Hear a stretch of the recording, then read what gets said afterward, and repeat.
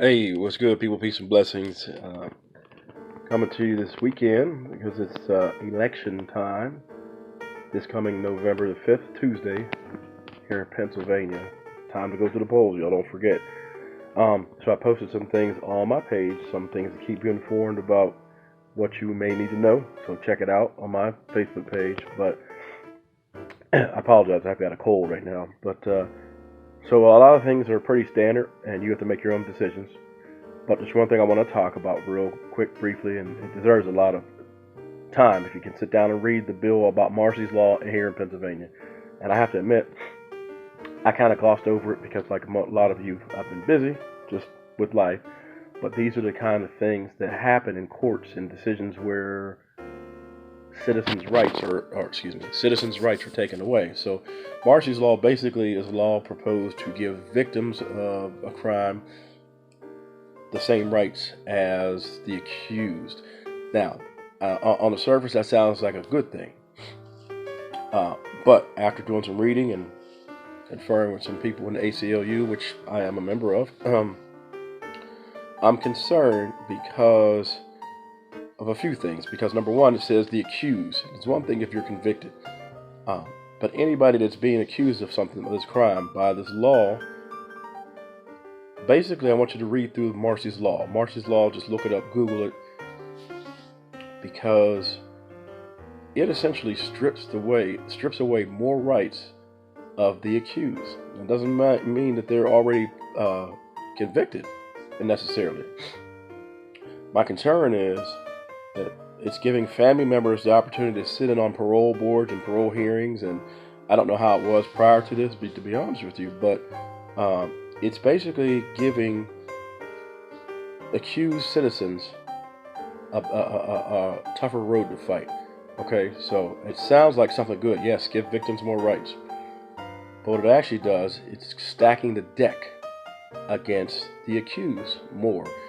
My concern is that we know how the criminal justice system is in America, that people of color are always on the wrong end of that swinging gavel, if you know what I mean. So what about the innocent folks who are accused all the time and go to prison? Now they've got another strike against them because we know in America that people of color traditionally, and up until this point still, have less means than poor folks.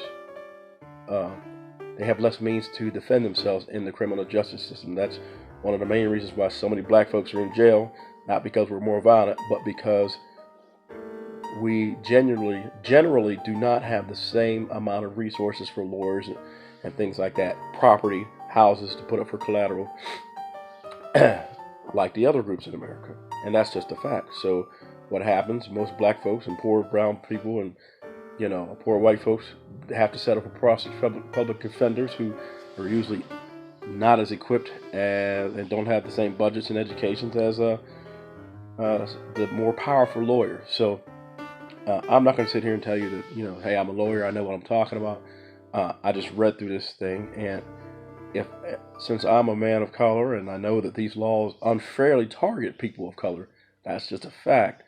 I'm a little concerned about this bill going forward because, again, we already have hundreds of thousands of black men and women and Latino men and women and poor white men and women in America who are locked up and don't have the legal means to fight back and prove their innocence. So I'm concerned that this bill is going to stack the deck even more against people with less means to defend themselves.